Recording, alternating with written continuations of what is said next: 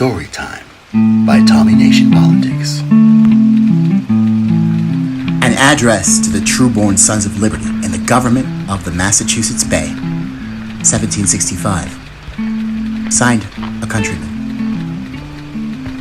Gentlemen, the spirit with which you have of late opposed the Stamp Act shows that you have taken upon you to think of something of affairs. Go on, my friends, and inquire further. It is the proper business of every man who is governed by laws to study into the nature of those laws wherever he finds and find error. Point it out. In order for amendment, I beg of you, go on and inquire to the Constitution and economy of this government. And if your rights and liberties are invaded, study what measures you must take for redress, and be, as you were in the late case of the Stamp Act, united to those measures, and you are morally certain of success and remedy. The method you have taken to put a stop to the Stamp Act, however exploded by some designing persons, are, for aught I know, the only method to oppose despotism. But if all your conduct is opposing that hateful act of Parliament, cannot be approved of some part of it may, without just offense to anybody, viz., you're giving particular instructions to your respective representatives. How to act on that matter? And if this practice should take place in general throughout this government, with respect to the common and ordinary business of government, it might relieve us from near or quite as great attacks as the Stamp Act would have been, had it taken place, which no doubt will be obvious to you. If you will inquire into the common and ordinary conduct of your own general court in years past,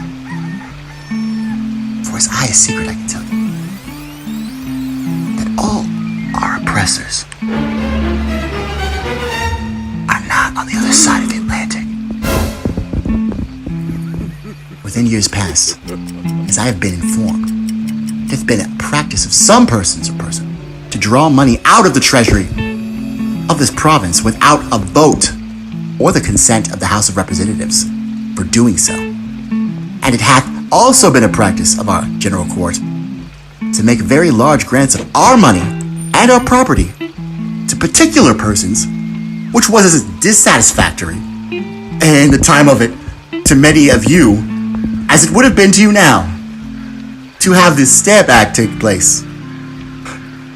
And if any should ask what grants those were, it may be answered. The grants made to the Honorable Edmund Tobridge, Esquire, of about $1,000 to make up the letter he had sustained by being in the office of Attorney General. And there is not the least doubt but that he took that office for sake of the profits of it, and that the profits are adequate to the service, or a man of his understanding would never have taken it and kept it for so long as he had done. But there is no penalty for refusing service as an attorney, and other grants of large sums made to Thomas Goldwatt, Esquire, Secretary of War, so-called, an office quite new and unknown before, and of our God's coining, which made way for a grant to Adjutant General Brattle, who the court thought justice ought to have one, as he had before served longer and to great acceptance of the same business, though not with the same title, and neither charged or received one farthing therefore. And also several grants in money and land to the value of several £100 made to the Honorable Timo Ruggles, Esquire, for serving the province in the office of Brigadier General, for which was his wages was £30 per month, and he very gratefully rewards the province by charging only a guinea per day for his time, and going to New York to the late Congress. But to the honor of the present court be it spoken, they did not allow this account. But however, he charged about £80 or £90 for about a month's expense, and support that delightfully charming political dignity, made another grant. A grant the General Court very generously made to each of the members of the court of a new law book and public expense. But the most extraordinary of all grants is the granting such extravagant fees to particular offices as are now established by the present fee table. And this is really making large grants to each other, which will appear very plain by answering truly these 3 questions. First, what offices in the government have those fees? Secondly, what offices have the majority of the members of the general court sustained in the government? Thirdly, who granted them their fees and in what manner were they granted? To the first I answer, the sheriff, the judge of probate, register of probate clerks of the courts, county register of deeds, and attorneys. These are some of the offices that have fees. To the second I answer this, that a great majority, both in the Council and House of Representatives, have sustained some one or other of the offices aforesaid, and they were justices of the peace or military officers, and these last were generally promoted according to as they served. Served who? Served who? The answer to the third question. They granted these fees themselves in the following manner.